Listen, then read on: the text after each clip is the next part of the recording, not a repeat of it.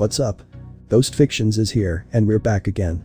This is the part 4 of a story where Issei was the grandson of the legendary demon hunter Dante.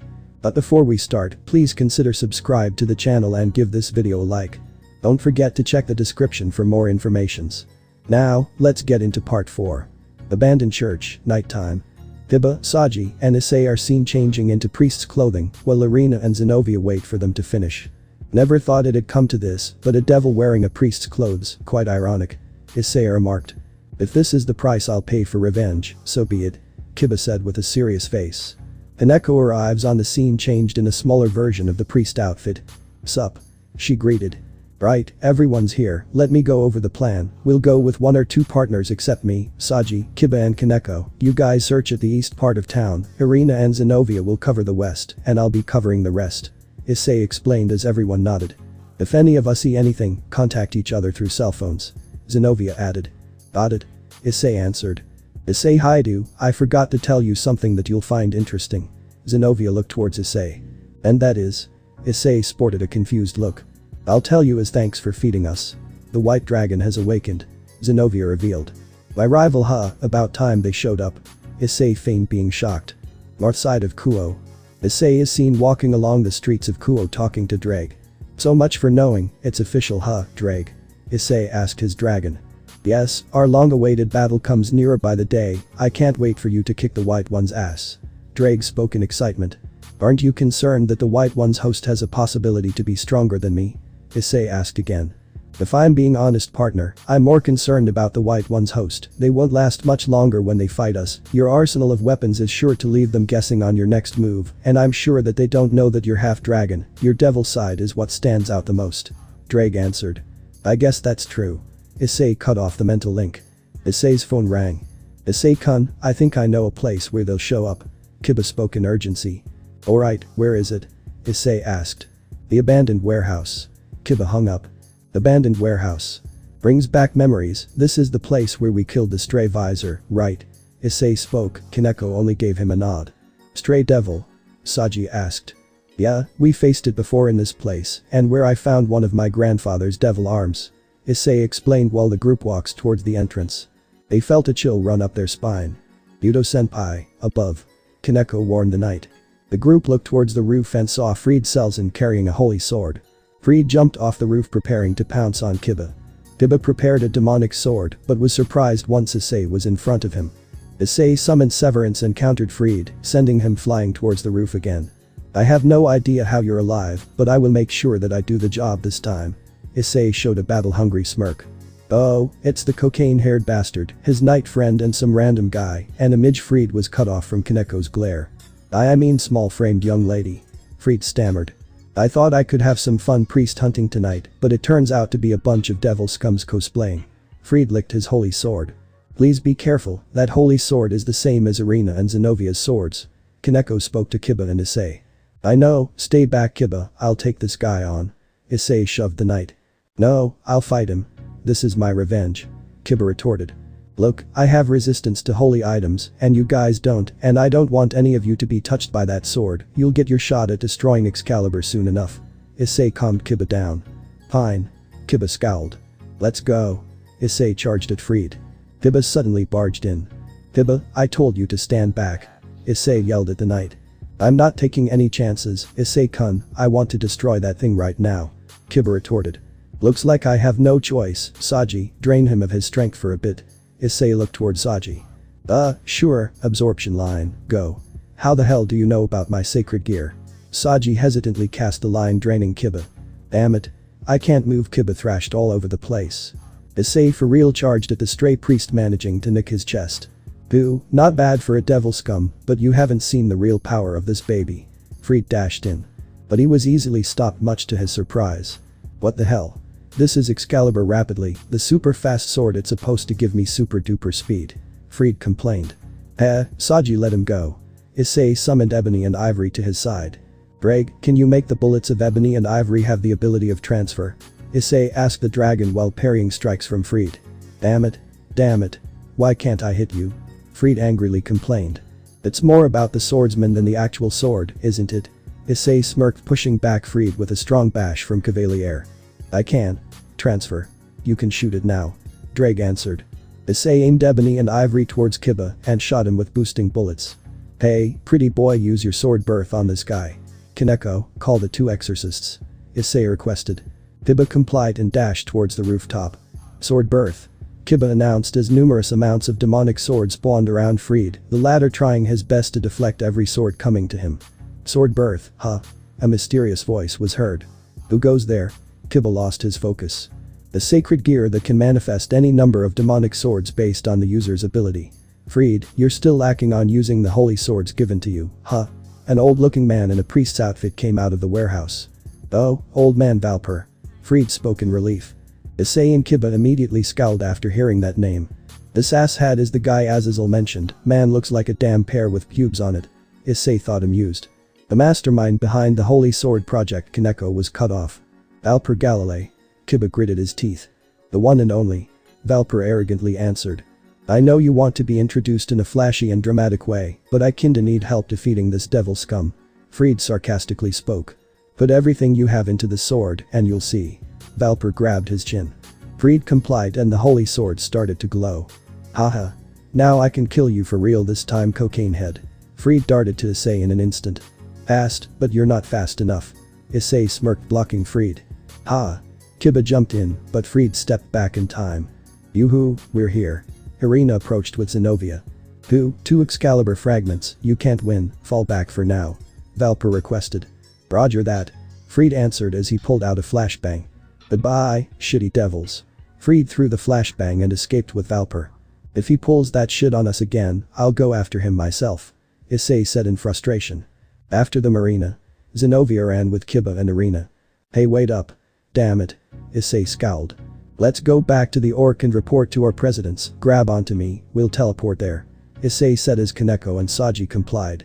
Orc Klubrum. Issei along with Saji and Kaneko appeared right in front of the Orc members minus Asia, Sona and Tsubaki. Did you find anything? And where is Hyoudou? Riaz asked as the trio exited the teleportation circle. Yes, Valper Galilei is in town along with Fried Selzen. As for Kiba, he went after Valper, along with Irina and Zenobia. Issei explained. Oh Mayu, I hope you're okay, Hyoudou. Riaz worriedly said. He'll be fine, Irina and Zenobia are with him, but something tells me that he'll try to go after his revenge alone.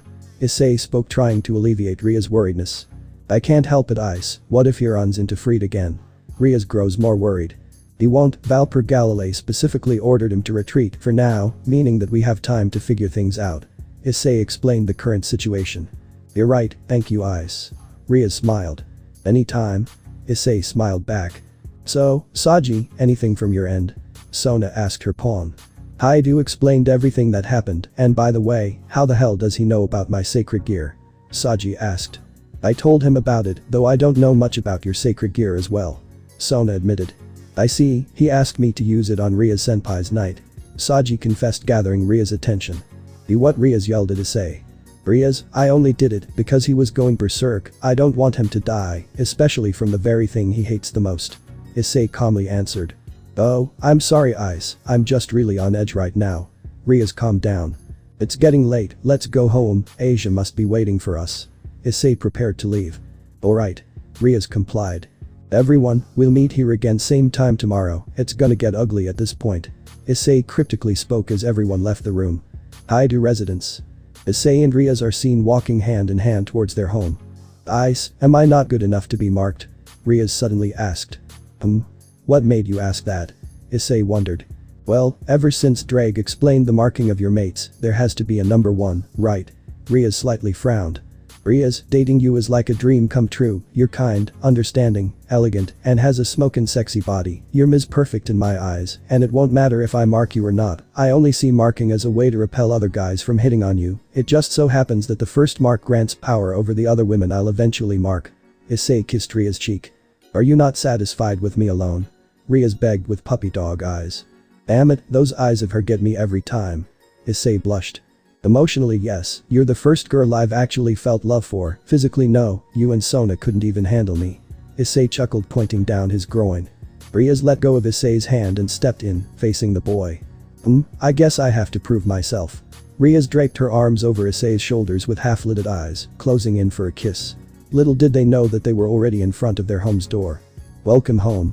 Oh, Issei-san, what are you doing with Ria's one-sama? Asia surprised the couple wearing a white naked apron. Oh nothing, anyways we're home.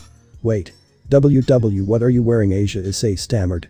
Our classmate, Ika Kiryu, suggested I wear it. She said that the best way to relieve a tired man is to wear clothes like this. Asia flared out the apron side. That damn four-eyed pervert.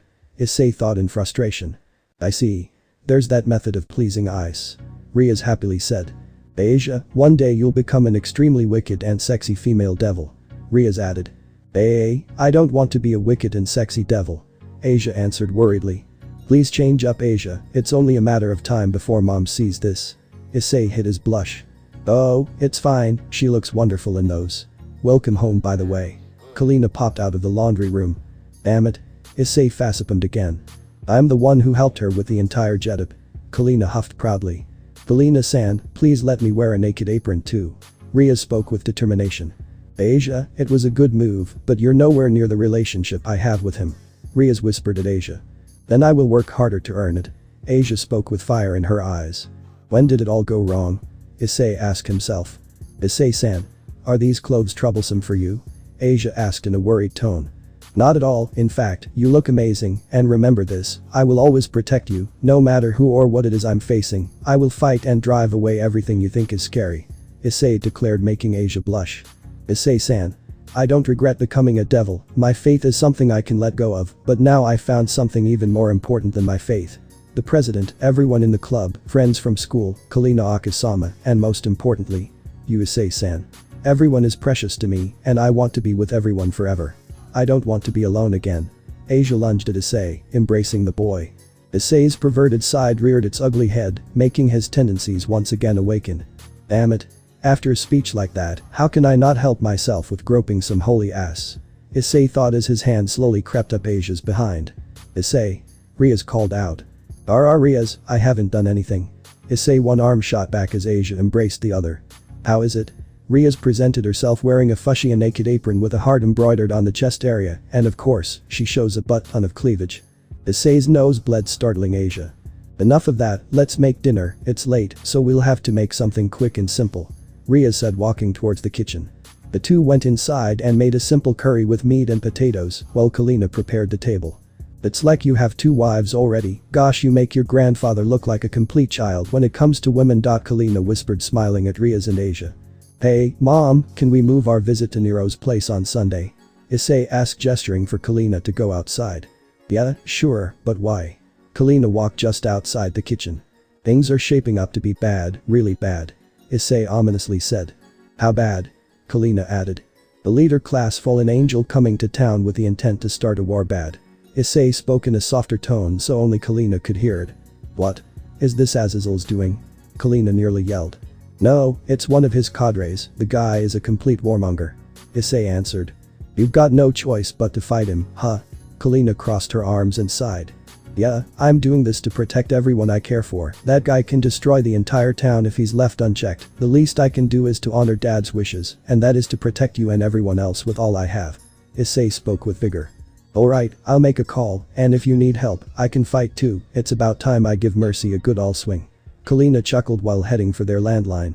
Kalina walked to their home's landline and called Nero. Devil may cry. Nero answered.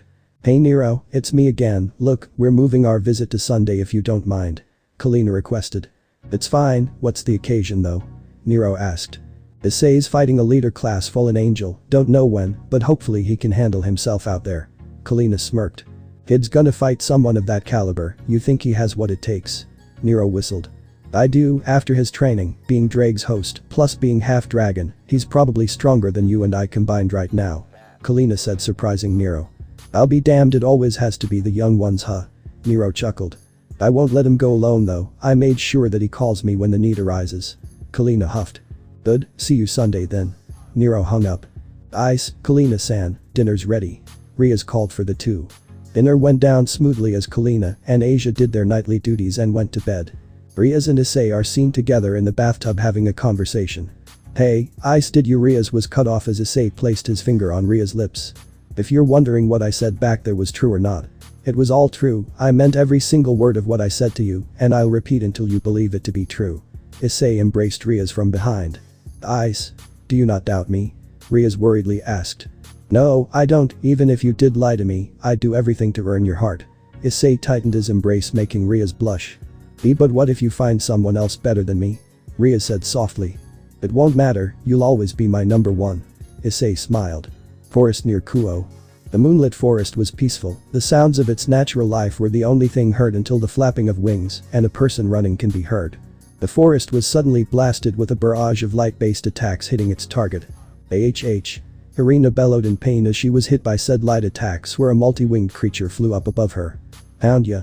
The all-too-familiar voice of Fried Selzen was heard. Irina stood up preparing for a fight when Fried appeared right in front of her. You can run, but did you really think you won't be caught out when you separated from your friends? Fried licked his holy sword. Irina whipped her holy sword out but was easily dodged by Fried.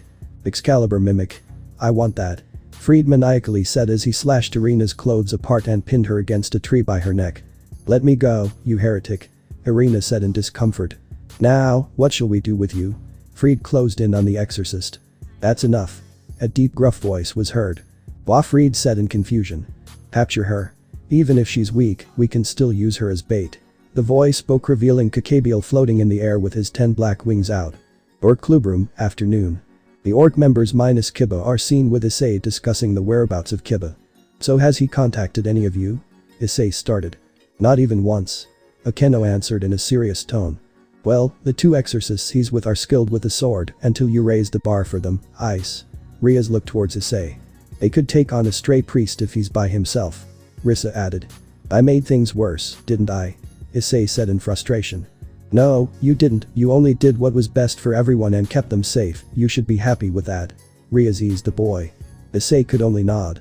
We did send out our familiars around town in the hopes that they'd find at least one of them, since they won't contact us in any way, shape or form.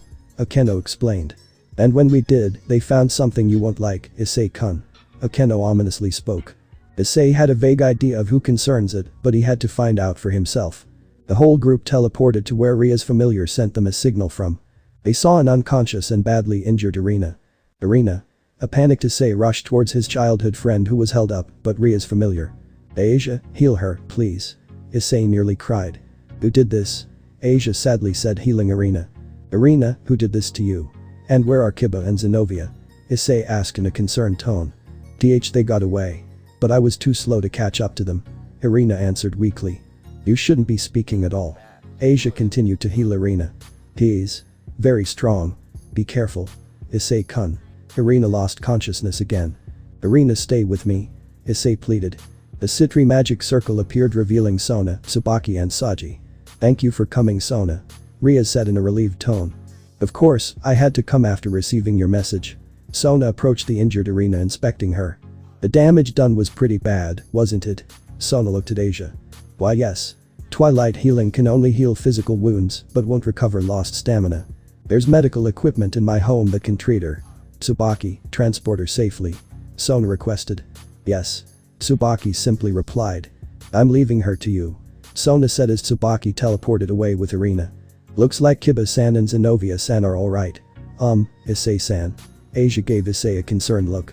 Issei had been awfully quiet after Irina was taken to be treated. Asia took a closer look at Issei and grew even more concerned. What's going here even?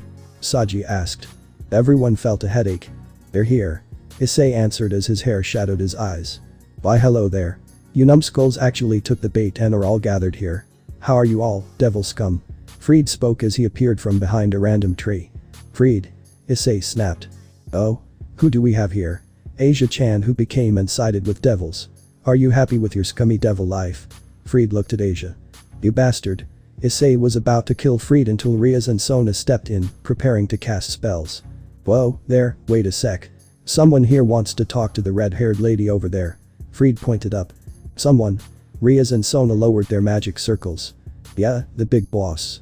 Fried spoke as Kakabiel was revealed amongst the devils. A fallen angel. Kaneko remarked in her monotone voice. 10 wings at that, he's a leader class. Akeno added. Nice to meet you, I suppose. Daughter of the Gremory house. My name is Kakabiel, Kakabiel said. Kakabiel has the appearance of a middle-aged man with long black hair, red eyes with yellower eyes, pointy ears, and is wearing a black robe with purple shoulder pads with gold streaks on the side and detailed accessories. Greetings, angel who fell disgracefully, I am Ria's Gremory. Glad to make your acquaintance. Riaz replied sarcastically. Your crimson hair is as beautiful as they say. You mirror your sister, the scarlet-haired devil queen, Serena. It makes me want to vomit. Kakabiel retorted. So? Why do you want a word with me? It's not often to see a leader up close. Riaz crossed her arms. I just thought of starting with your stronghold over at Kuo Academy and raising this town. Kakabiel announced. You wouldn't. Riaz scowled. If I succeed, Serena will come out even if she doesn't want to, right? Kakabiel proclaimed. If you do that, the war between the three powers would break out again. Riaz replied in annoyance. I thought that Michael would come if I stole the Excaliburs, but all they sent were some exorcists and two lowly holy sword users. The disrespect, and it was disappointing, to say the least. Kakabiel said with a smirk. Then your goal from the beginning was? Sona trailed off. To start a war. Riaz finished Sona's sentence. Yes. That's correct. After the three-way war finished, I was bored to point of being suicidal. Azazel and Shemhazai were being wusses about the next war too. Kakabiel vented. Damn it, Azazel. You're right. Issei whispered to himself but was heard. That Azazel not only pulled out from the war, but he also started collecting these wretched things called sacred gears and is obsessed with studying them. Kakabiel added. You're not done with holy swords, but with sacred gears too, Issei yelled. Your boosted gear could be useful as a weapon, but I have something else, so I'm not interested. Kakabiel looked down on the boy. I'll show you something you'll be gladly interested in. Issei summoned Severance, prepared to battle the fallen, but was stopped by Kaneko. Fallen angels, God, and devils are only hanging by a thread before war breaks out. If that's the case, I'll start a war with these two hands. Kakabiel announced. You're a complete warmonger. Riaz scowled. That's why I'm using you, devils, this time. Lucifer's sister, Ria's Gremory, and Leviathan's sister, Sona Citri. There must be a lot of power looming over the school you two attend, humph. It'll be a fantastic warzone. That's crazy. Saji spoke. This guy's got a few screws loose. Issei remarked, regaining his composure. Isn't my boss the best? I'm getting caught up in it as well. I'm getting all these rewards too. Freed cackled, presenting 3 Excaliburs. Crackhead's got 3 of them, this could be a problem for all of us. Issei remarked. To add to your problems, all of them are ready to slice some devil scum. I'm literally the best. Freed proclaimed. I even got this, the holy sword of mimicry, Excalibur Mimic. I got this from the girl in pigtails. Freed added, pissing Issei off again. Let's have a war, sister of the devil queen Serena Lucifer, Ria's Gremory. Kakabiel casted a barrage of light spears and flew to Kuo Academy. Riaz, Sona, and Akendo cast defensive barriers, but was surprised to see the barrage suddenly dissipate. Issei, amidst the commotion, countered the light spear barrage by his own barrage of summoned swords. Where did they go? Saji asked in urgency. Over there. Kaneko pointed towards Kuo Academy. Bastards really intend to destroy the academy. Issei spoke in frustration. No, they won't stop there. Sona remarked. That's true. Riaz agreed. Then that means. Issei trailed off. It would be easy for a fallen angel of that caliber to destroy the entire town. What's worse is that my servants have seen him releasing his powers at the school grounds. Sona ominously spoke. Visions of everyone Issei cared for dying immediately entered his mind. Damn it. That asshole wants to destroy this town because he finds it amusing. Hell no. Issei bellowed in frustration. By peerage, and I will construct a barrier around the school. Sona teleported out. We're going back to Kuo Academy. Riaz announced. It's about time we have a real fight. Is spoke with a smirk. Kuo Academy. Valper Galilei is seen with Freed Selzen, casting a spell to fuse the 4 fragments of Excalibur. Finally. Something worth watching. Valper completed the spell. A bright pillar of golden light shone across town. My dream is about to be a reality. Valper said. Gibba watched the event from the Orc Clubroom's window, sternly looking at it. Outside Kuo Academy. Sona and her peerage are seen preparing a barrier around their school's perimeter. Tsubaki teleported to the scene. Tsubaki, how's Irina? Issei asked. Her condition is not life-threatening, it's all thanks to Argento-sen's treatment. Tsubaki walked over to the barrier, helping and reinforcing it. That's a relief. Asia commented. Where the hell is Zenobia? Issei wondered. Nothing from Kiba as well. Saji asked. Nothing as well, but I know that he's here somewhere. Issei answered. We'll keep the barrier up for as long as we can, but I won't be able to prevent collateral damage from the inside. Sona spoke. You're gonna need some help with that. Issei added. What do you mean? Riaz said in a confused tone. Just wait. Issei summoned a communication circle. Yes, Issei. Tiamat answered. Tia, I need you here in Kuo Academy pronto. Issei requested. As you wish. Tia cut off the link. The light blue Sparta magic circle is seen manifest next to Issei, revealing Tiamat. Tia, I need you to assist Sona and her peerage in reinforcing the barrier, things are about to get crazy. Issei smirked as his Sin Devil trigger manifested around him briefly. Tiamat seeing this couldn't help but blush as she felt Issei's power skyrocket for a second. Oh okay, Tiamat added her magic to the barrier. Riaz, it's not too late to contact your sister you know. Sona glanced at Riaz.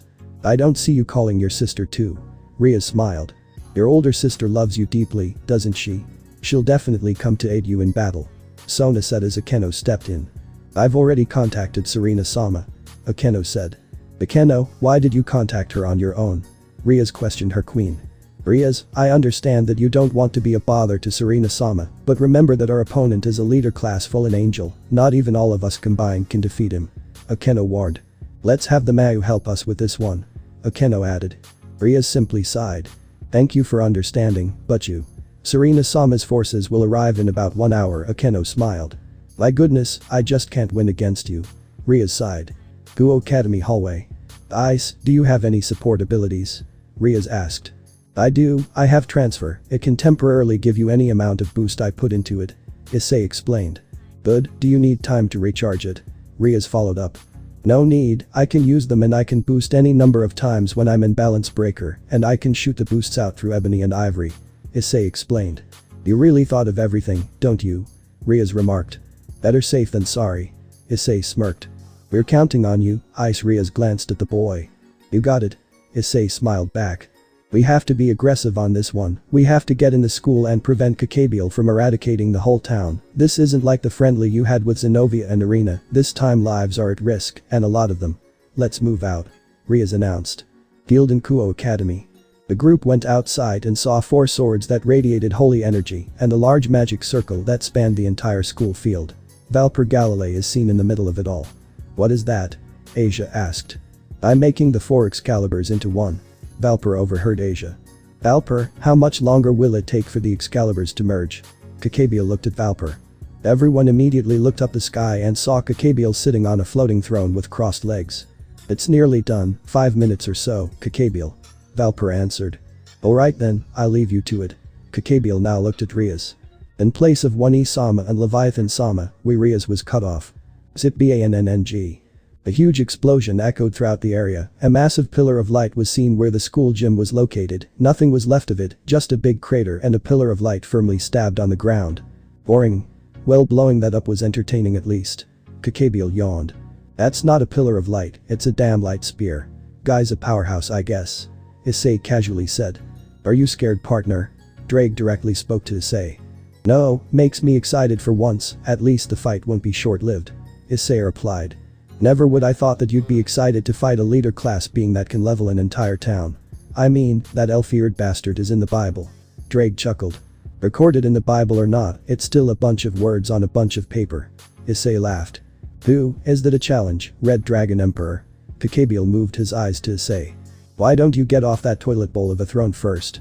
Issei raised his middle finger angering the fallen angel. Drake was inwardly laughing at his host's antics.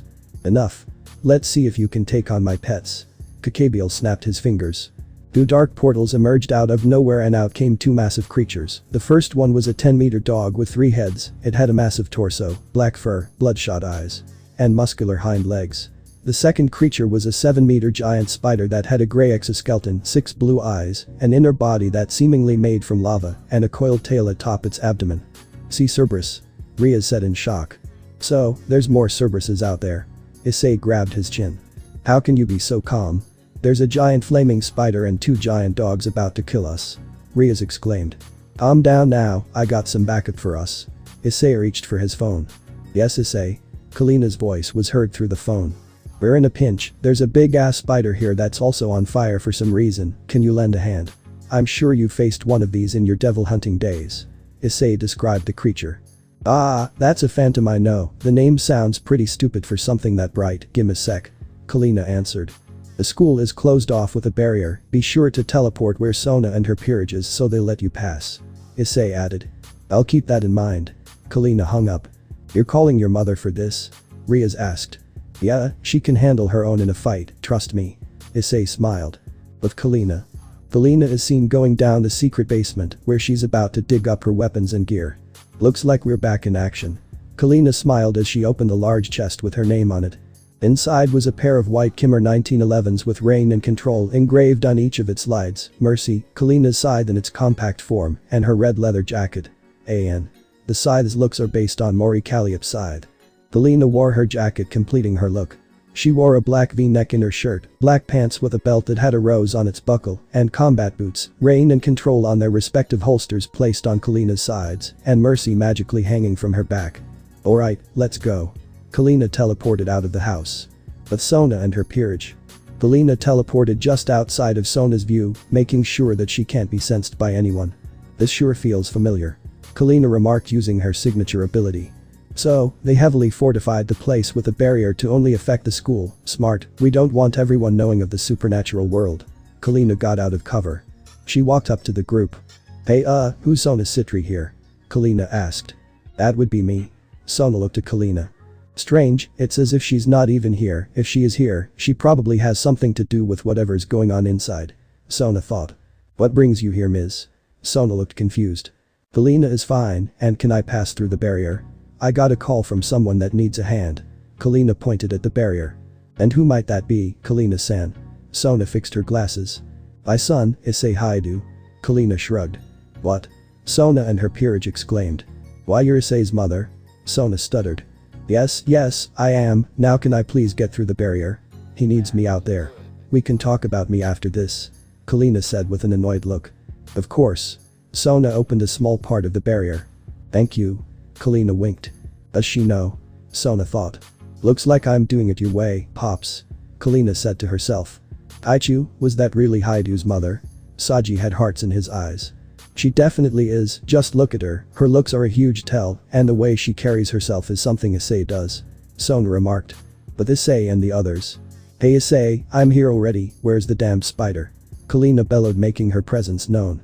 Kalina Akasama Asia called out in shock. Kalina only smiled and waved at the former nun. With me. Issei gestured for Kalina to come to him. Kalina darted to Issei at blinding speed, surprising everyone. So, is that it? Pretty big one you got there. Kalina remarked. Not mine, his. Issei pointed to the fallen angel. Oh, so that's the big boss you gotta fight. Man looks like he smoked weed for eons. Kalina laughed. Anyways, I got this, you can take care of the dog there. Kalina pulled out Mercy. Issei and Riaz ran towards the rest of the peerage. Alright everyone, let's put that mutt to rest. Issei pulled out Ebony and Ivory. Riaz, Akeno-san, go above the Cerberus and poke at your attacks, I'll shoot a boost to you too when it's needed. Issei explained. Alright. Understood. Riaz and Akeno flew up. Kaneko-chan, we're taking this thing head on. Issei summoned an Ai and Rudra. Kaneko nodded. Finally, a battle. And I spoke in high spirits. Use us well, master. Rudra added. You bet I will. Issei jumped in. Riaz and Akeno attacked the giant dog with POD and lightning blasts, while making sure to be of ample distance to avoid getting caught. Issei ran up and jumped a considerable height with an Ai and Rudra in hand. The Cerberus saw this and fired a flame blast towards him, but Issei spun mid-air using Rudra's wind manipulation abilities to suck up the flame and made it more potent with an Ai's powers, creating a flame cyclone that's going down directly to the dog. He made contact in one of the heads and was cleanly cut off. Aru. The Cerberus roared in pain, getting staggered from the attack. Kaneko followed up with a massive punch to the other head, sending the beast back. Kaneko did steady work of distracting the beast with a constant barrage of punches and kicks, helping Issei focus his attacks on the beast. Issei stopped his slashing fiesta and prepared a few boosts for Riaz and Akeno. Riaz, Akeno-san.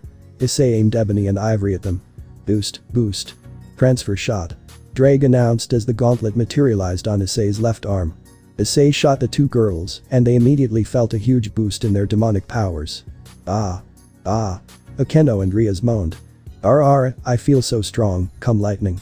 Akeno waved her two fingers. So, this is Ice's power. Riaz blasted the beast with a POD blast. Cerberus was visibly weakened from the well-coordinated attacks from the orc and Issei, noticing the mutt's weakened state, decided to end things. Kaneko-chan, throw it up. Issei ordered. Kaneko nodded and dashed to one of the beast's hind legs. Fly. Kaneko threw the beast in the air. Riaz, Akeno-san, finish it. Issei shot the giant dog with a charged laser from Kalina-an and Kalina-an too. Blast off. Rias fired a huge ball of POD. Lightning. Akeno fired her own supercharged lightning. The giant dog died and fell to the ground with its burnt body and slowly began to disintegrate into ash. "Good job you three," Issei said proudly. "Thanks, what a troublesome puppy," said Rias in relief. Issei-kun, I wonder what other uses your transfer has." Akeno seductively looked at Issei, licking her 2 fingers. Issei was flustered by the last remark. Hey look, mom's kicking the giant spider's ass." Issei pointed at the direction of Kalina, distracting the 3 girls much to his relief. With Kalina and the Phantom. Kalina is seen poking the Phantom with her twin pistols, trying to gauge out the capabilities of the arachnid. This one's pretty slow, let's see what happens when we make it mad." Kalina smirked. Kalina dashed towards the giant spider and slashed one of its legs. She did this for all the legs of the spider, managing to make it angry. The Phantom's eyes changed in color from its blue eyes to red, and its coiled tail now unfurled into a scorpion tail. "That's the stuff." Kalina ran behind the spider's tail. As Kalina was running towards the tail, she was suddenly stopped by the spider suddenly stomping slightly, making her lose her balance, but quickly recovered. Ah! Kalina was hit by the tail, knocking her by a good distance. The spider leapt a surprising distance for its size, quickly catching up to Kalina. Kalina managed to recover quickly and dodged in time before the spider could hit her with a body slam. Phew. Too close. Kalina dusted herself off. Kalina dashed in again with the intent to finish the battle. She sees the spider's enraged state and is making a lot of big unpredictable moves. With mercy in both hands, she went up and slashed the tail clean off, the giant arachnid flailing around in pain. Kalina then charged her demonic energy and put it in mercy and threw the scythe at straight down the middle of the spider, cutting it in half as the scythe came back to her moments later. Jackpot. Just like old times, Dad. Kalina smiled. Kalina went to Issei and the others while riding her scythe like a witch on Halloween. "That was incredible, Kalina-san," said Rias in admiration. It was no biggie, needed to swing this thing around after some time." Kalina smirked at Mercy. "Ah." The voice of Asia was heard. The second Cerberus came out of nowhere, charging directly at Asia. "Asia, no." Issei used Trickster to shorten the distance as much as possible, but he was still too far. Stab. "Not so fast." Kiba appeared, casting Sword Birth, critically impaling the giant dog with multiple demonic swords. Another familiar face jumped, revealing Zenobia, who dealt the finishing blow to Cerberus, killing it instantly with Destruction's power. "I've come to assist you." Zenobia arrived at the scene. "Hyoudou." Rias smiled. "Finally, took you too long enough for a dramatic entrance." Issei chuckled. Rias shifted her eyes to Kakabiel, who had a shit-eating grin plastered on his face. "Not too bad, but I wonder who that white-haired woman is."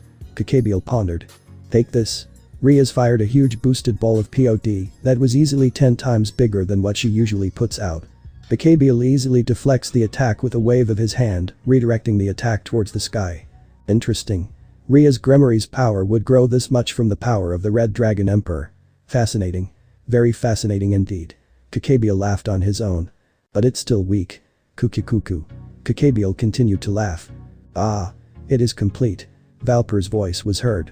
The 4 Excalibur fragments that were on the school's field started to exude an intense light that gave of holy energy. "The 4 Excaliburs are now one," Valper said joyously. The holy light coming from the 4 holy swords were so intense, the devils were forced to cover their eyes to avoid getting blinded by it.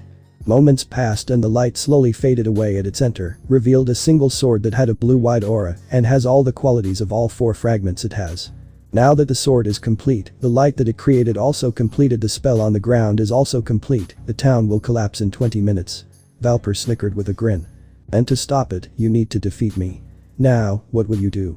Rias Gremory. Kakabiel stood up from his throne. "This." Rias fired a huge wave of POD. Kakabiel easily catches the attack with one hand. Akeno followed up with a lightning strike straight down the fallen angel, but Kakabiel caught both attacks. "You fools." Kakabiel mixed the lightning and POD from Akeno and Rias and fired it at Rias. As the big attack was about to hit Rias, Akeno stepped in, tanking the hit. Akeno was badly hurt from the attack, causing her to freefall to the ground. Issei, seeing this, deployed his devil dragon wings and flew to Akeno. "You alright?" Issei caught Akeno. "Issei-kun." Akeno opened her eyes. "No time for that, you need to recover, just rest." "Asia, heal her please." Issei gently let Akeno down. "If you keep showing that manly side of yours, I might just fall for you," Akeno said in a seductive tone. I'll show more than just a manly side," Issei retorted, causing Akeno to blush. Keno's sexual fantasies again ran wild after Issei's last remark. Guess it's my turn now. I just need to take this guy down in less than 20 minutes. Issei confidently said. Freed. Kakabiel called out for the crazed priest. Yeah, boss. Use the fused Excalibur in your fight, make things entertaining for me. Kakabiel ordered. You got it, boss. Boss sure uses people recklessly, but I'm so honored to use Excalibur-chan, that's super strong and wonderful. Haha, time to die some devils. Freed put on a crazed smile while swinging the sword around. Damn it, the boss fights for later, I guess. Issei thought in disappointment. Bria's Grimory's night. If it's still good, let us destroy that Excalibur together. Zenobia requested. I thought you needed to bring them back. Kiba asked. Yes, it should be fine if I collect a fragment of it that's acting as the core of it, and since Freed is using it, it's not considered a holy sword, it's a sword of heresy is what that is. Zenobia explained. Alper Galilee's laughter was heard. Alper Galilei. I am a survivor of the Holy Sword Project. No. I was killed by you. And I've continued living by being a devil for this exact day.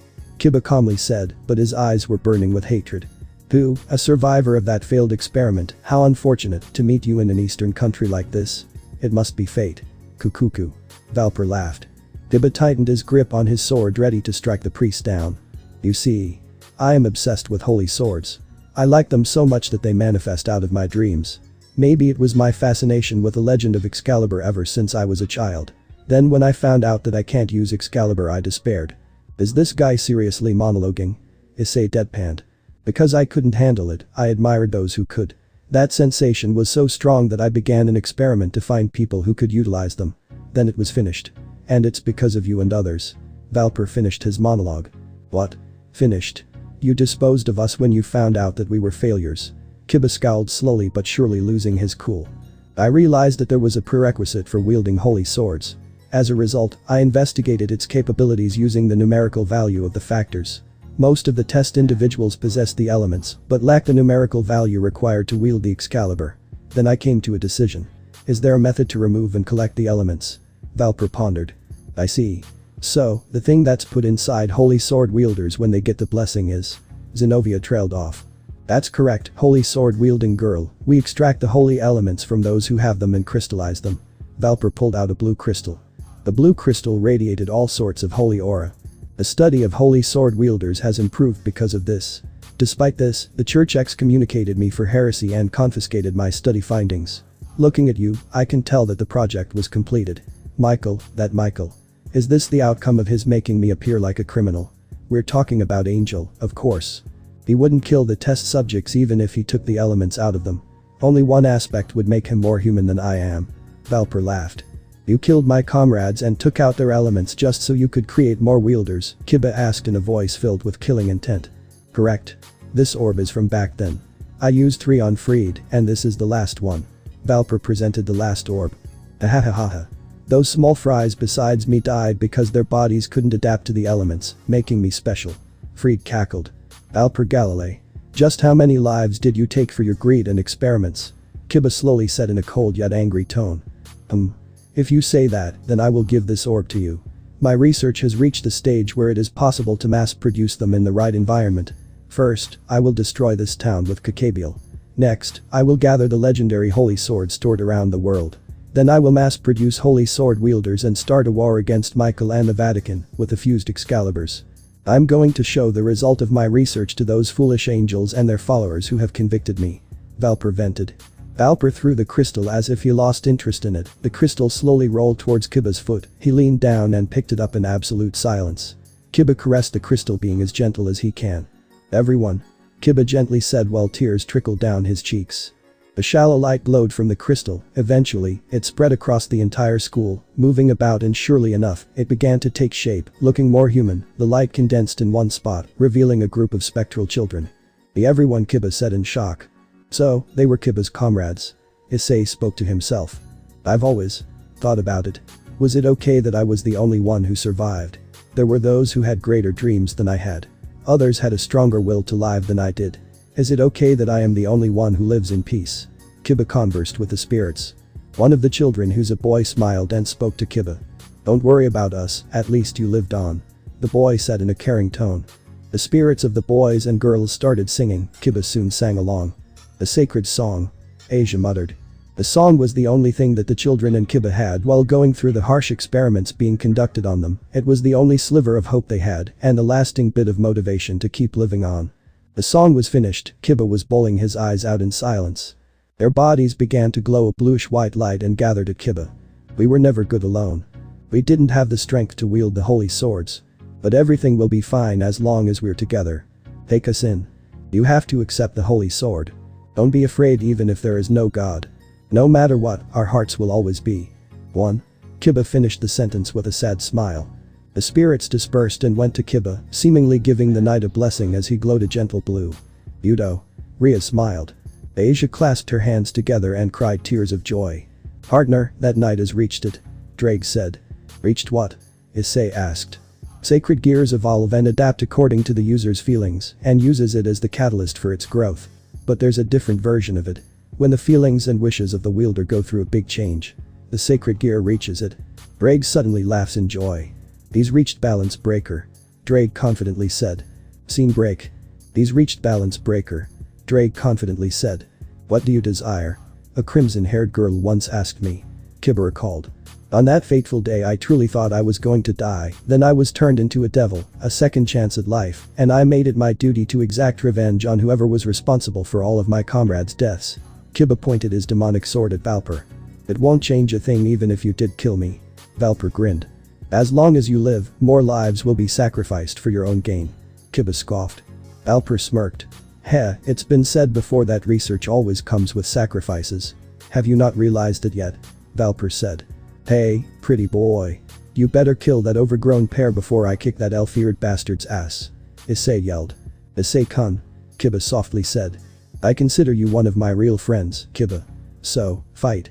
Don't waste what they bestowed to you. Issei motivated that knight. Hyoudou, you must be the one to finish this.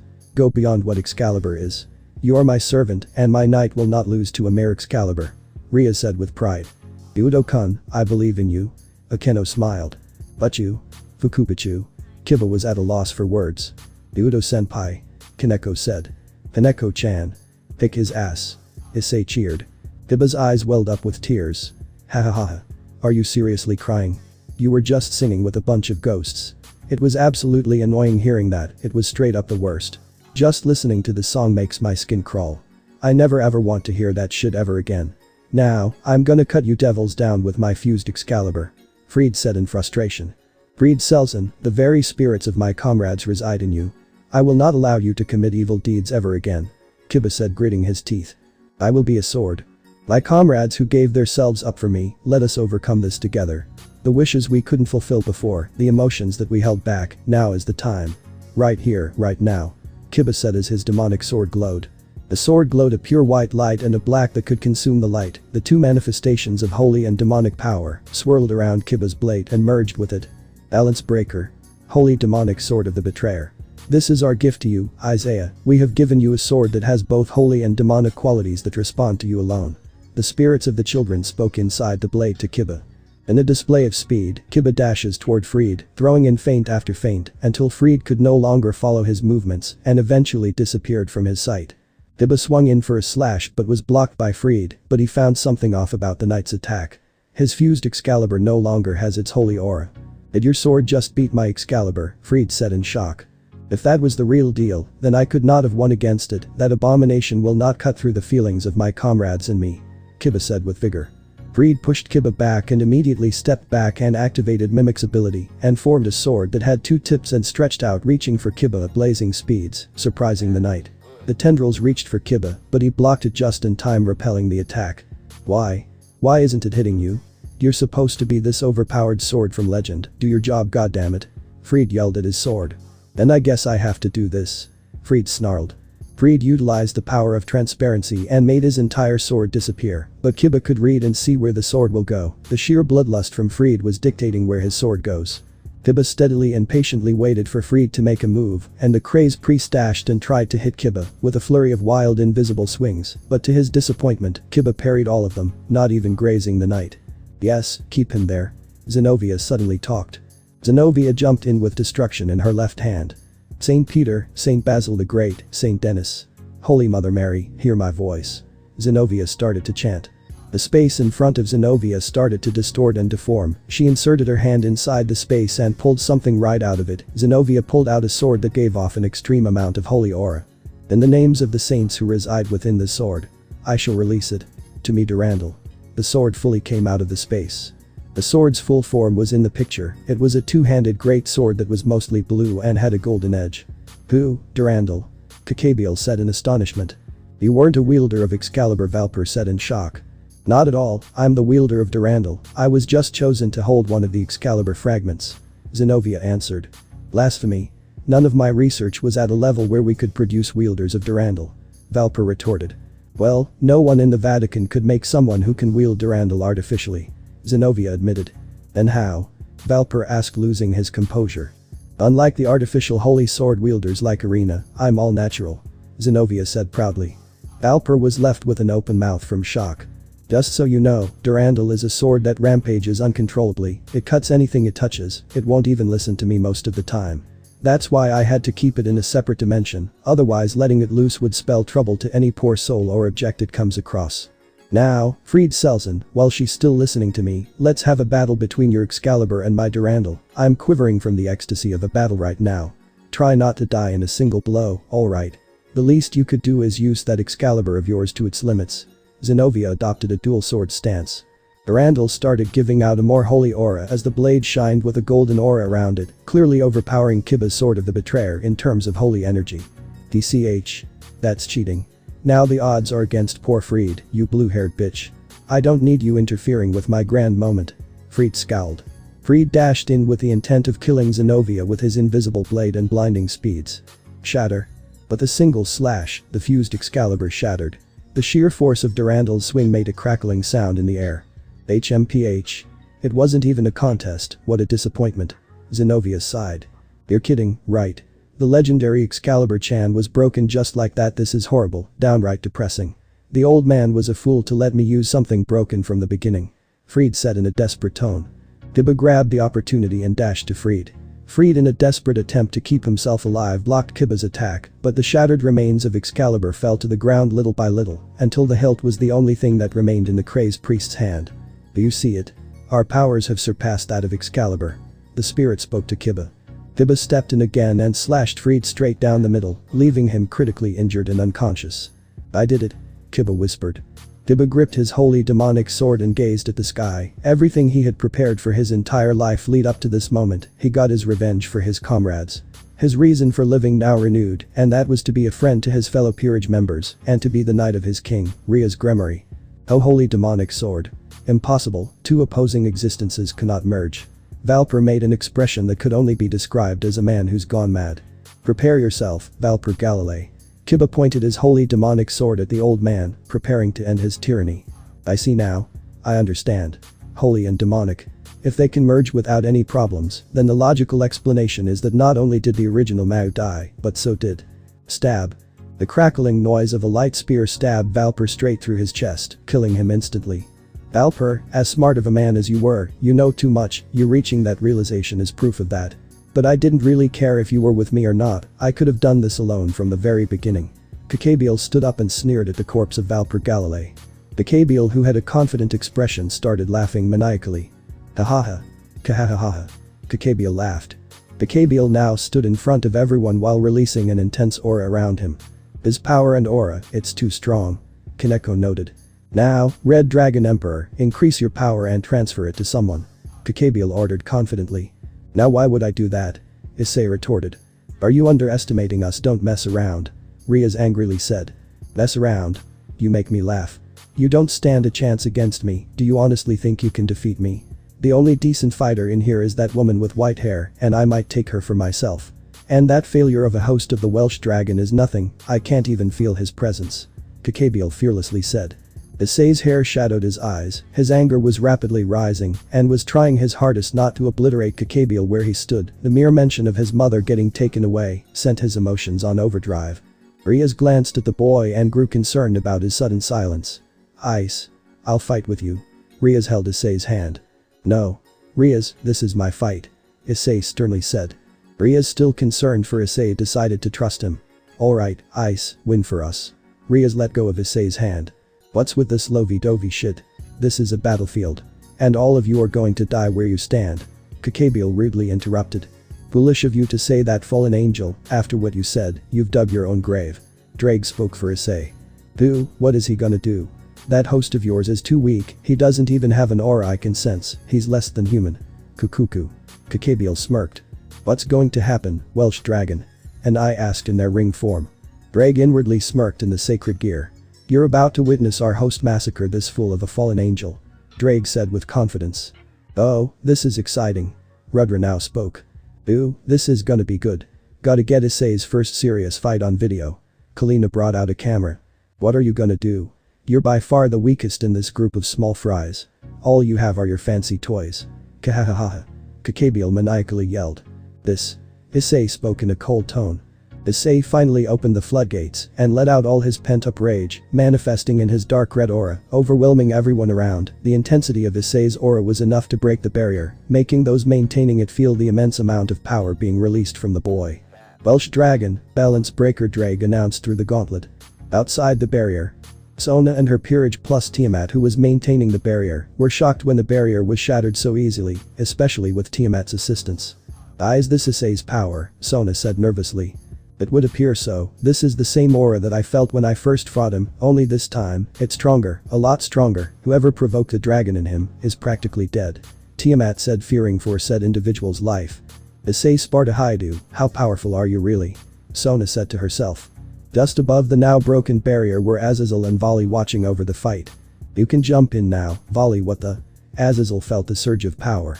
Who the hell's making all that power? Vali excitedly asked. Why don't you ask your dragon? Azazel smirked. Albion? Vali asked. Vali, I'm afraid to tell you that this power you're feeling is the Red One's host, and I'm certain that in our current state, we won't last 5 minutes against them. Albion admitted. Well, there's only one way to find out if they're the real deal or not, right? Vali said in excitement. Just don't come crying to me when he kicks your ass, better yet, claims your ass he. Azazel giggled. Oz. Vali blushed as she activated her balance breaker. School field.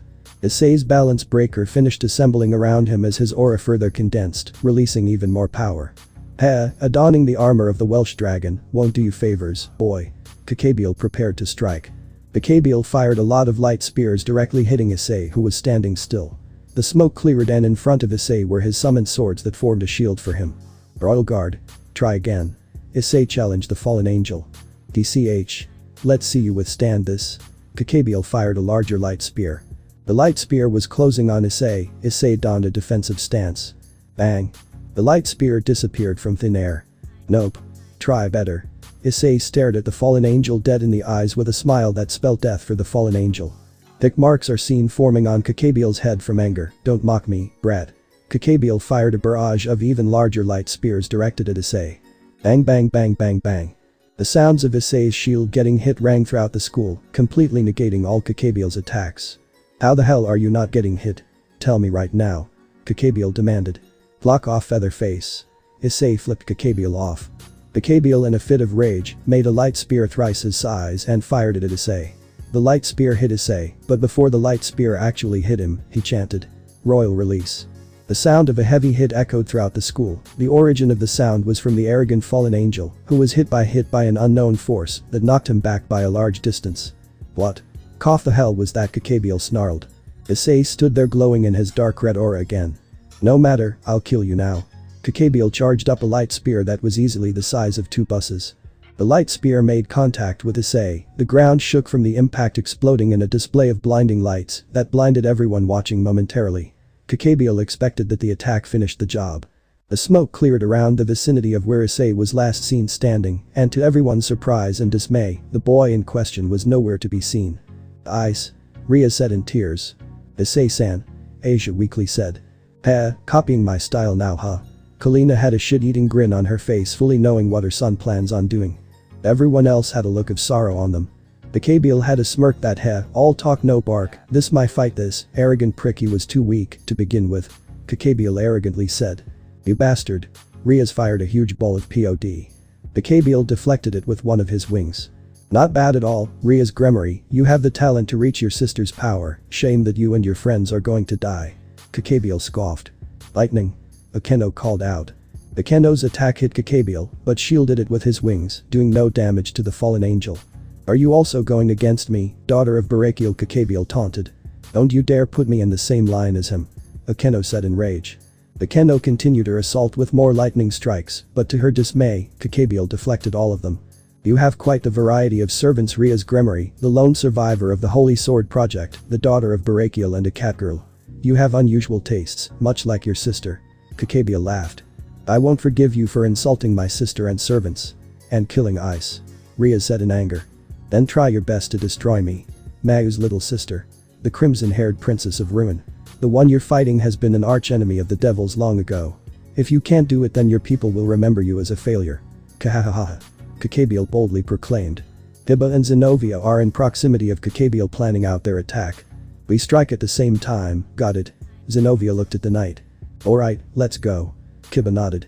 Hiba and Zenobia closed in on Kakabiel. Zenobia took the initiative and struck with Kiba following up.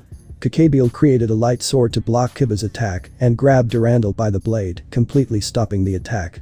Durandal, unlike that Excalibur, this one's light is the real deal. But. Wah, Zenobia exclaimed when Kakabiel made an airwave, making Zenovia's body float. Kakabiel reared his leg preparing to kick Zenobia until he felt that his leg was not moving at all. What? Kakabiel struggled. Missed me? The voice of Issei was heard. Bang. Issei fired a supercharged Orion directly at Kakabiel's leg, completely obliterating it. Kakabiel fell from the shock. Arghh. He bellowed in pain. Ice. Thank goodness. Ria said in relief. Never doubted you, kid. Kalina proudly said. Not too shabby for a small fry, huh? Issei mocked Kakabiel. Don't get cocky, brat. And how are you alive? Kakabiel scowled. You never hit me once, Featherface, now it's time I bring the pain. Issei smirked inside his balance breaker armor. Kakabiel smirked. Kukuku, since this is the final battle, I might as well say to everyone here. Kakabiel flew up slowly. What are you up to now? Issei asked with doubt in his voice. You ha. I forgot, it wasn't told to you lower beings. The truth wasn't revealed to any of you, ha. Then I tell you all. In the war between the biblical factions, not only did the 4 great Satans die, but so did God. What? You can't be serious. Riaz was the first to react. It's normal for you to not know about it. Who would in their right mind say that God is dead? The angels couldn't control their emotions, but had to obey the law, even us fallen angels, and devils couldn't tell those below us, only the people at the top and certain individuals knew of it. Though it seems that Valper came to that realization. Kakabiel declared. God doesn't exist anymore. And no. Impossible. Then what have we been believing in while in the Institute? Kiba spoke in disbelief. After the war, the angels were left who lost their god, the devils that lost the 4 Mayu, and the majority of high-class devils, and the fallen angels who lost most of our troops. All the factions stooped so low that they had to rely on humans to procreate, especially the angels and fallen angels who could only mate with humans. Fallen angels can increase in number when a pure angel falls, but pure angels can't increase their numbers after losing God. Even pure-blooded devils are hard to come by. Kakabiel answered. Lies. It's all a lie. Zenobia weakly said. Zenobia fell to her knees after the big revelation. She felt her strength leave her body. She had a panicked expression on her face. Zenobia was a person of faith, and to lose the one thing she believed in was a huge blow on her mental state. Her meaning of life was now forever changed. What she will do next is an unknown even to her. In truth, another war won't happen unless you do it on purpose. It means that the biblical factions went through literal hell in the previous war. Then everyone decided that it was meaningless to fight if the ones who started it all were dead. God and the Mayu were dead. Even that bastard Azazel declared there is no second war after losing the majority of his men in the war. It was excruciating to bear, and I mean it. To sheath your sword after you cut someone, like what the fuck. If we continued the war, we could have won. Now that pacifist of a bastard is collecting sacred gears from humans who wield them. Kakabiel vented. God is dead. Then. The blessing we received from him was. Kakabiel laughed at the innocent nun's sadness. That's right, your love for God is gone, the concept of divine protection is gone, though I must give it to Michael, he's doing a decent job of taking the Father's place. The system was used so that exorcism, blessings would work. The only reason why that sword-wielding brat achieved his balance breaker was because of the power imbalance between the angels and the devils. In reality, it's physically impossible to merge conflicting existences. Kakabiel answered. Asia was shell-shocked from the revelation, later fainting. Kalina was there to catch her. Oh, Asia, hang in there. Kalina sadly spoke. From here on out, I will take all of your heads as a gift to the current Mao. Even if it's only me, I will start another war and prove to all the factions that we the fallen angels are the supreme beings. Hold your horses, Featherface, I won't let you stomp on my town that easily, I still have to prove my family's power. Issei confidently said. Who, and what is this weak family of yours? Kakabiel asked with a smirk. Issei darted to Kakabiel. Let me tell you as a farewell gift. I am Sparta's kin. Sparta figures, that white hair of yours is a prime tell of Sparta's kin, but I will still kill you. Kakabiel was hit by an uppercut from Issei, sending him flying. Issei followed up by using his own wings to fly, catching up to the fallen angel leader. He equipped an eye and rudra, he spun midair creating a flame pillar that burned the fallen angel. Issei charged Orion and shot one of Kakabiel's wings clean off. My wing. Kakabiel bellowed in pain. Issei fired a barrage of summoned swords hitting their marks. Issei used Cavalier and kept Kakabiel in the air by juggling him mid-air, utilizing the heavy weapon's bone-crushing blows that severely injured the fallen angel. Gunslinger. Issei chanted. Issei planted his feet on the ground charging ebony and ivory and directly aimed at Kakabiel, rapid firing away keeping Kakabiel in the air. Issei used Severance in its katana form and fired 6 judgment cuts, dealing critical damage all over Kakabiel. Hey stop this. Kakabiel said in pain. Issei smirked. Nope. Swordmaster. Issei chanted. Issei charged Severance with his demonic energy and activated Sword's formation that followed where his blade goes.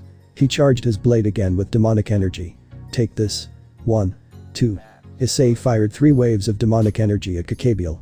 But Severance in hand, Issei used Trick to close the distance in an instant, mercilessly slashing away at the barely conscious Kakabiel. Issei tricked down to the ground and commanded the summoned swords to circle around Kakabiel, suspending him in the air still.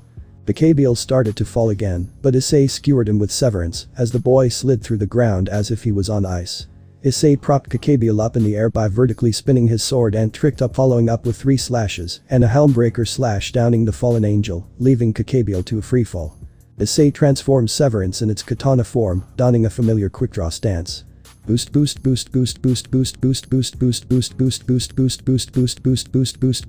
Drag rapidly boosted Issei's power, condensing to the blade and Issei. Eliminate all. Issei said, drawing the blade so quick that afterimages appeared to hit Kakabiel for a short duration. Slashing sounds echoed through the school as the fallen angel was frozen in time for a short duration. Issei appeared just in front of the carnage sheathing the sword. Click. Kakabiel exclaimed, nearly passing out. The bloodied body of Kakabiel fell to the ground. Suddenly, Issei felt shivers run through his body. Drake, you know this feeling? Issei asked. Yes, he's here. Drake shortly answered, but both knew who arrived on the scene. The flash appeared from the sky, striking down on Kakabiel. As the flash was about to hit the fallen angel, Issei stepped in quick enough to stop the mysterious force. Issei grabbed what seems to be an armored arm, though he felt as if this arm was something he needed to rip off. I won't let you kill my prey that easily. Issei looked at the figure straight in the eye. The figure was revealed to be an armored individual, in white plate armor with blue jewels adorned on its chest, forearms and knees, but what stood out the most was a pair of blue mechanical energy wings. It was similar to the original form of Drake's scale mail armor, and immediately everyone understood who Issei caught. So, you're finally here, Vanishing Dragon. Issei let go of his rival's arm. Kakabiel clicked his tongue in frustration. TCH, another dragon. First a boosted gear, now its rival the Divine Dividing is here, and it's already in balance breaker form. Another nuisance appeared. Kakabiel weakly scowled. The Vanishing Dragon darted to Kakabiel, trying to finish the job until Issei stepped in again, stopping them in its tracks. I'd rather you not kill him, I need this asshole alive. And tell me whoever the hell you are, and don't go using Albion's name, we know who's inside you, dimwit. Issei tried to provoke his rival. My name is Albion. A feminine voice answered. And I'm Drake, whatever, you're not touching him. Issei mocked the armored individual. You, touching me was your first mistake, my rival. Albion spoke. Divide. The real Albion's voice called out. Issei felt his strength leave his body but wasn't too bothered by it. One of my abilities is to half the power of whoever I touch every 10 seconds, your power will become my power. What? Albion felt her sacred gear malfunction. His power is too immense for the system to handle, step back now and let me adapt to his power or we're doomed. Albion spoke to his host. Issei walked up to Kakabiel. Hayes felt a little tickle, but let's be safe before our grand battle. Issei cracked his knuckles. Bang, crunch, bang bang, crunch. The gruesome sound of Issei's beatdown on Kakabiel, who's left with 4 wings, left everyone watching with a disgusted face as his mangled body lay there, barely alive, and the giant magic circle around the school dispersed, signifying that he's defeated. The battle of legend was about to happen, the red dragon who doubles its wielder's power, and the white dragon who halves the power of whomever it touches, truly opposing existences, but who comes out on top is not known, till now. So, Albion, are we doing this or not? Issei confidently said. DCH, don't look down me. Albion charged in. Divide, divide, divide. Albion announced. Heh. Issei scoffed. With Riaz and the others. Sona and her peerage along with Tiamat went to the battlefield in Kuo Academy's field. Sona ran towards her friend looking for answers. Riaz, what's happening now? We felt Issei's power skyrocket a while ago. Sona pleaded for answers. Kakabiel revealed that God is dead, Ice nearly killed him, and now Ice is fighting his rival. Riaz pointed at the current battle. What? The White Dragon Emperor is here. Sona lost her cool. Riaz only nodded. Issei's competition is finally here, this better be entertaining. Tiamat cupped her cheek. Issei versus Albion. Boost, boost, boost, boost, boost, boost. That won't be enough, Albion Ka. Issei charged toward his rival. Issei punched Albion square on the body, cracking its shell. Blood was seen spill through the helmet's mouthpiece. Back. Albion said as blood spew out from her mouth. She was sent back by a considerable distance, but Issei closed the distance in an instant using trick. Issei equipped Cavalier and bashed his rival down, cracking its chest piece. Divide, divide, divide. Albion announced as the armor quickly repaired itself. Albion blasted Issei with magic blasts in an attempt to escape, but was shocked to see that Issei shrugged her attacks off. Impossible. She exclaimed. Boost, boost, boost, boost, boost, boost. Say goodbye. Issei said, charging in to finish things. Issei equipped Severance and stabbed his rival with his sword so quickly that after images of the sword can be seen as he performed his attack. He slashed away at his rival side to side, up and down the armor, slowly breaking down from the constant barrage of hits from Issei. Vali. We can't take on this much damage for long. Albion urged his host. I know. I can't keep up with his speed. Vali struggled as she used a defensive spell to momentarily stop Issei's attacks. Phew, quite the tough nut to crack. Issei huffed. You're stronger than I expected, my rival, playtime's over. Vali announced. Vali flew up a considerable height and gestured her arm forward. Half dimension. Albion announced as the space around her and Issei started to shrink. The hell is this? My strength is dissipating. Issei said weakly. Is that all, my rival? If you don't do anything you'll be reduced to nothing but a human. Vali mockingly said. Don't you worry, I got some more tricks up my sleeve. Trick. Issei teleported just outside of Vali's range. What the hell? Vali exclaimed. Issei equipped Ebony and Ivory and aimed directly at Vali. Brag, how many boosts can I do? Issei asked the dragon. Oh crazy partner, remember your imbalance breaker, it depends on how much you can take before I can stop giving you boosts. Drag answered. Alright. Issei said in excitement. Boost, boost, boost, boost, boost, boost, boost, boost, boost, boost, boost, boost, boost, boost, boost, boost, boost, boost, boost. Drag rapidly boosted Issei's power. Transfer it to the guns. Issei requested. Transfer shot. Drag announced. Issei fired the charged shots and transferred all the boosts to Vali. What are you doing? Giving me power when we've adapted to it already? Vali mocked Issei. Let's see how much you can take. Issei smirked as he continuously fired at Vali. Suddenly, Vali's sacred gear flashed between red and blue. Vali, he's overloading the system, retreat now or we won't make it out of here alive. Albion pleaded. Too late for that. Issei charged up the fused Kalina An and 2. Jackpot. Issei fired the laser and directly hit Vali, obliterating her armor as she fell to the ground unconscious, but Issei caught her in his arms bridal style. Issei dispelled his armor and whistled. Whoa, hot host alert. Issei said amused as he looked at Albion's host. Ignoring me, white one? Drag asked. It seems you're lucky with your host red one, mine is powerful alright, but yours is on another level, especially with Sparta's blood running through him. Albion spoke as the blue wings glowed on his host's back. Boo, he's not just Sparta's kin, he's also the son of my greatest pupil, Sirzechs. Drag gloated. Sirzechs? Impossible, I thought he died. Albion said confused. He did, he died sealing my host's immense power. Drag explained. I see, then would you mind taking my host and me along with the fallen angel back to Azazel's home? I know you and your host went there, I smelled the both of you in there. Albion requested. Oh, the vanishing dragon asking the Welsh dragon for assistance, quite the joke if you ask me, haha. Drag laughed out loud. Never mind, she'll be awake momentarily. Albion retracted. Enough, you two. I'm taking these three in. Issei said in annoyance. Mom, keep Asia safe, I'll be home soon. Issei spoke to his mother. I will, don't worry about her. Kalina caressed Asia. Issei noticed a blue jewel that came from the vanishing dragon's armor. This could be useful for later. Issei picked up the gem and stored it in his pocket dimension. Issei teleported out with the unconscious bodies of Kakabiel, freed Selzen and Vali, and left everyone. The conversation between the twin heavenly dragons, not something I'd expect to see in my lifetime. Riaz remarked. You said it, and the white dragon emperor rather empress is a girl, are you thinking what I'm thinking? Sona asked Riaz.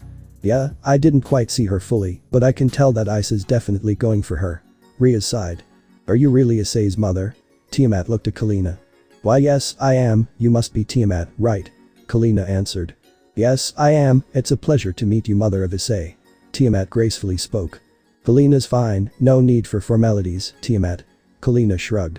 What happened between Issei and this battle? I only saw his battle with the White Dragon Emperor. Tiamat asked. I can't tell you, but we can watch it here. Kalina excitedly brought out her camera. How exciting. Tiamat scooched over to Kalina viewing the video recorded fight. Asia stirred awake still in Kalina's arms. Kalina Akasama, where's Issei-san? Asia asked groggily. He's off to do business, he'll be back soon. Kalina smiled. Oh, I see. Kiba-san, you're going back to the club again, right? Asia asked with a worried face. Of course, Asia-chan. Kiba smiled. Hyoudou. Riaz called for her knight. I'm so happy that you came back and reached balance breaker, I'm so proud of you. Riaz smiled. But you? I left everyone in the club. And I betrayed you, the one who saved my life. I can't find the words to express my regret for doing so. Kiba said in a somber tone. Riaz cupped Kiba's cheek.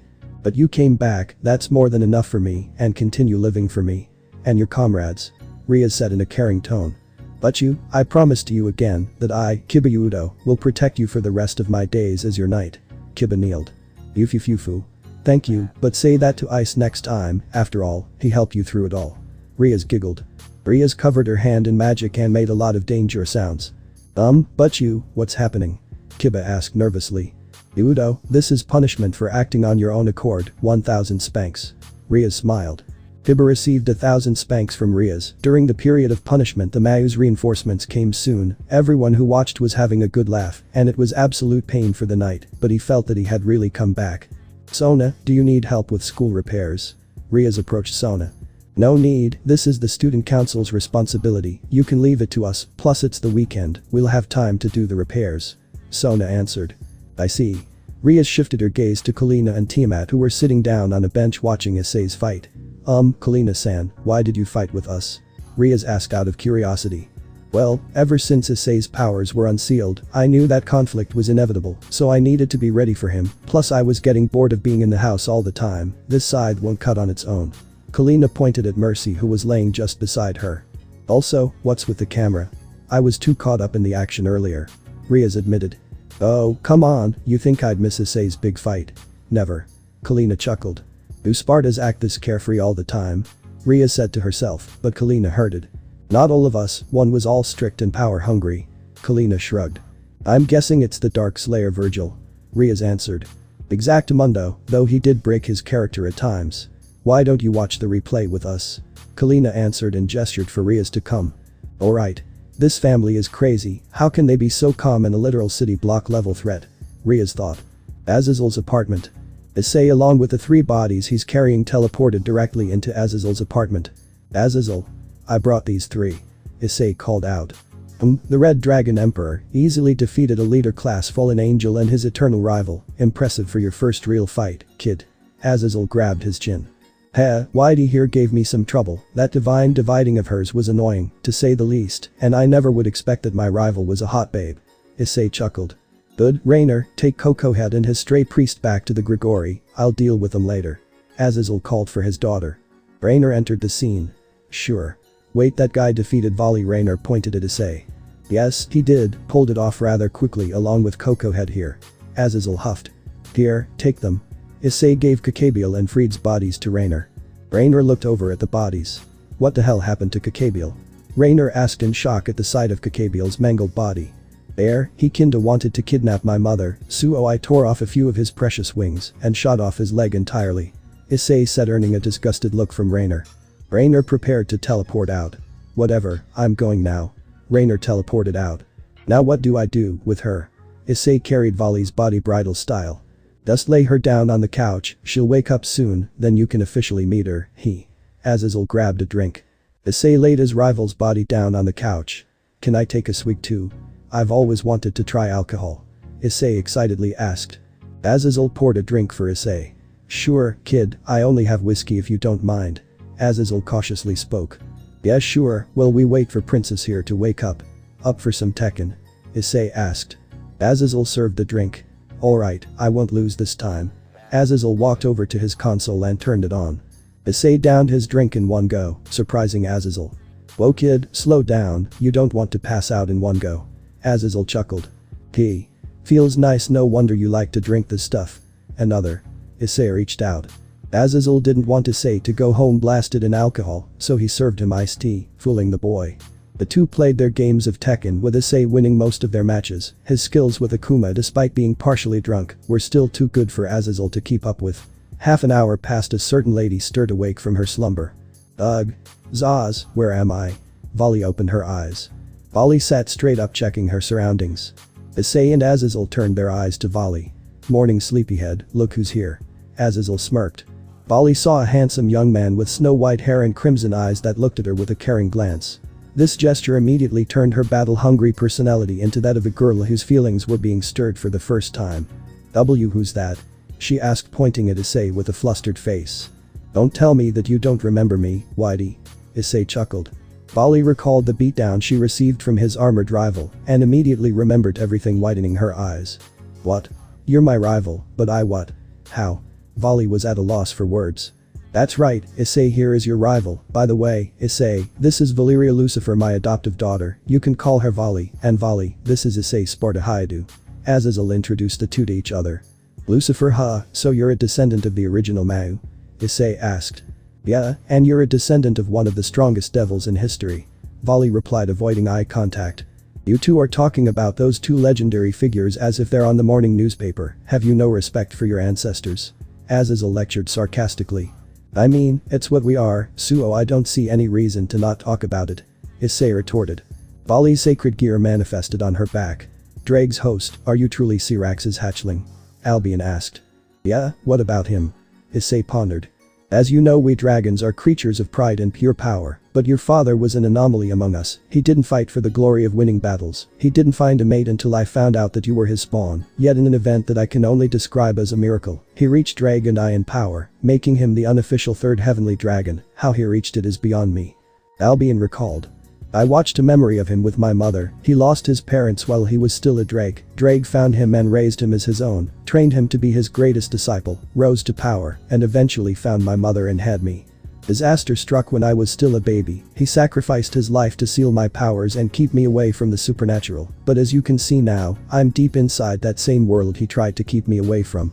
Maybe it was the fear of losing someone again that drove him to reach that level of strength. I don't know if this answers your question, but it's the only one I could think of. Issei had a solemn expression on his face. What he says is true, Albion.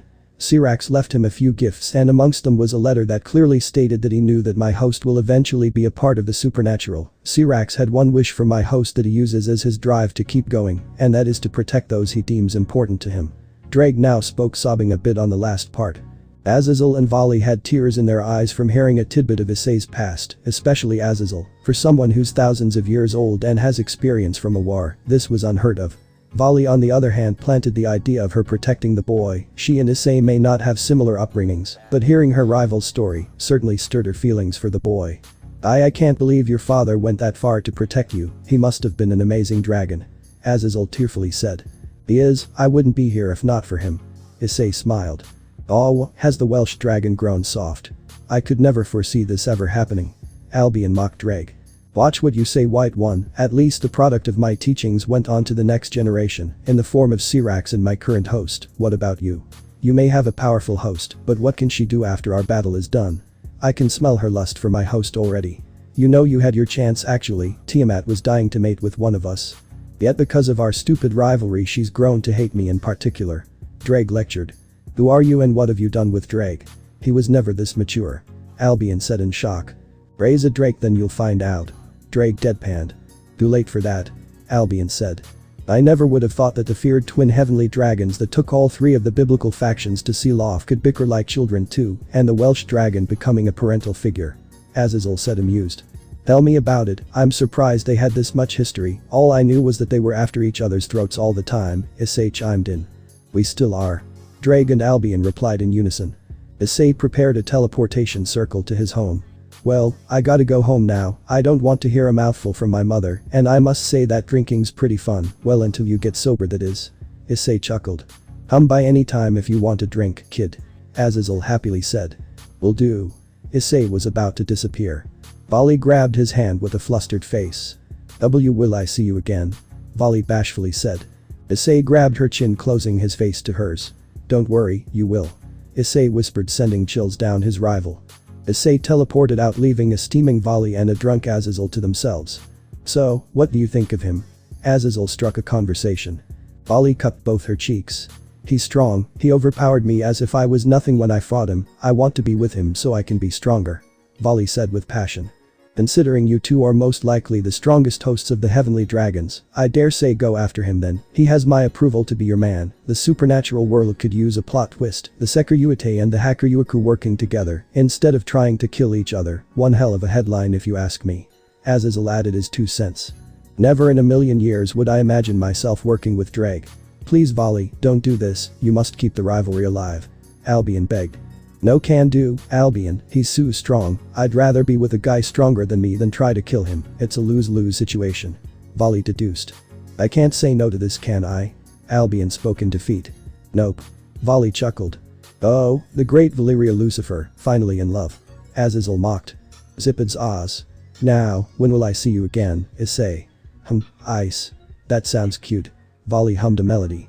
I don't know how you do it, Issei, but you've turned a battle-hungry woman into a normal girl. Azazel thought, sipping his drink. Raynor came into the scene with a very attractive lady. I'm back. Oh, and Kuroka is here to check on you, Vali. Raynor announced her return. Kuroka is a young woman with long black hair with split bangs, golden eyes with cat-like pupils, and a voluptuous figure. She wears a black kimono with a yellow obi, golden beads, and an ornately decorated headband. The kimono has a red inside and is open at the shoulders, allowing her enormous breasts to be seen. Oh, Kuroka, what are you doing here? Vali asked. Raynor said at Naya. I'm here to check on you after your battle Naya. Kuroka answered. Well as you can see, I took a loss this time. Vali admitted. Naya to whom? You're so powerful, who could possibly defeat you Naya? Kuroka asked in shock. My rival and… Ugh, forget it. Vali blushed. Kuroka takes a better look at Vali and was surprised at what she saw. Boo, is Vali in love, Azazel? Kuroka had a mischievous grin on her face. Yep, and it's with her rival. Azazel finished his 5th drink. Naya. What? Raynor and Kuroka exclaimed. And no. I just want to be with him, you don't find strong guys like him anywhere. Vali defended herself. Vali, that is being in love when you want to be with someone and it can be for any reason and your reason for falling in love is because of power. Raynor said to Vali like a big sister consoling her younger sibling. I guess, you're right, he is pretty hot. Vali admitted. That I agree on, we even went on a date once, but it ended in disaster.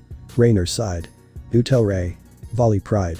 Well, we went out for lunch, did some shopping, and by the afternoon, we went to the park and I tried to kill him, keyword tried, the guy just punched me in the gut and knocked me out, eventually I woke up, he intimidated me, and I lead him to our dad here. Ah. When he used that aura of his to dominate the scene, I was both scared and aroused. Raynor cupped her cheeks. Now that I sniff around more, I can smell him, and Kuroka's eyes widen. He's strong Naya. Hey, Vali, you won't mind sharing him, would you? Kuroka said in heat. I don't know what to say. Vali blushed. I want a piece of him too, I was annoyed at him first, but the more he visits here, the more I want to eat him up. Raynor seductively said. Good luck Issei, you have 3 women who all want to bed you. Azazel thought, finishing his 6th drink. Hi to residence. Issei teleported just outside his home's doorway. Issei walked into his house. I'm home. He announced. Galina came out from the kitchen still in her battle outfit. Welcome home, how's your visit with Azazel? Galina asked. Galina and Issei walked over to their living room and sat down. Quite the surprise actually, I found out that my rival was a girl and is a descendant of the original Mao. Issei answered. Why am I not surprised anymore? Am I getting used to the bizarre things you run into, or is it dad's thing happening to you? Kalina deadpanned. Mix of both if you ask me. Anyway, we leave for Red Grave City tomorrow, right? Issei asked. Yeah, and I need to ask the 2 girls to watch over the house for us while we're gone. Kalina said. Why don't we bring them with us? Issei grabbed his chin. I would, but Asia-chan's having trouble recovering from God's apparent death. Kalina said in a somber tone. I see, I'm assuming Riaz is with her. Issei followed up. Kalina nods. Issei went upstairs and saw Riaz just outside Asia's room sitting on the floor. Hey. You doing alright? Issei went up to Riaz. Yeah, but you should be more concerned over Asia. That revelation really did a number on her. Now I'm trying my best to support her, though it seems that she'd like to be left alone for now. Riaz sighed. Issei knocked on the door. Asia-chan, you there? Issei spoke.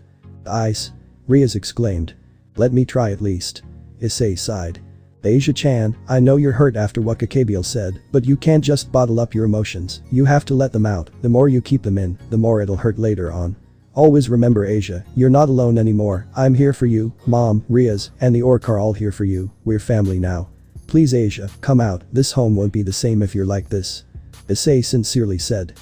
The door to Asia's room slowly opened, revealing Asia with an extremely sad expression. Asia hugged Issei by the waist, and tears immediately ran down her cheeks. I am sorry, Issei-san, I just can't believe it. God's gone, and my whole life was dedicated to keeping my faith in him, but he's gone now. What am I supposed to do?